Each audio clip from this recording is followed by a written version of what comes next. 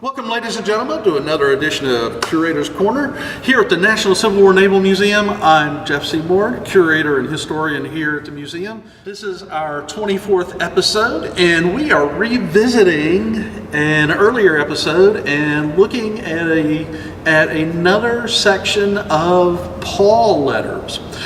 Now, for those of you who did not catch the earlier episode, George Paul was an engineer in the United States Navy. He served from 1863 until 1865, and we were fortunate enough to obtain this collection of letters earlier in 2018 with your very generous support.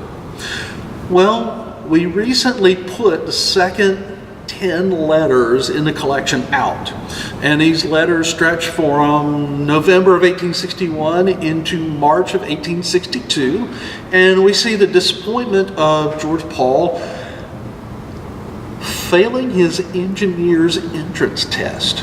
And he's been working in New York City. He applies for a position in the Navy as an engineer, and he fails his test.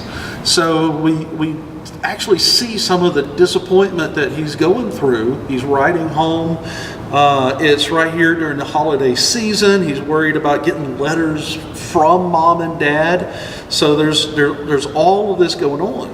And during this time period, he changes place. He leaves New York, he leaves Manhattan, and goes to Wilmington, Delaware, where he gets a job also working as an engineer in a plant or a factory producing maritime steam engines. So we're looking at Paul going through this difficult time. He still remains pretty upbeat though. And through these letters during this period, he's talking about the holidays, he's talking about some of the young ladies that he sees around town, some of the people, some of the events that he goes to see, ice skating and things to do with snow and the frozen river. So we get a lot of that real personal touch about what's going on. And of course he's always worried about the future. What's he going to do? Can he get into the Navy?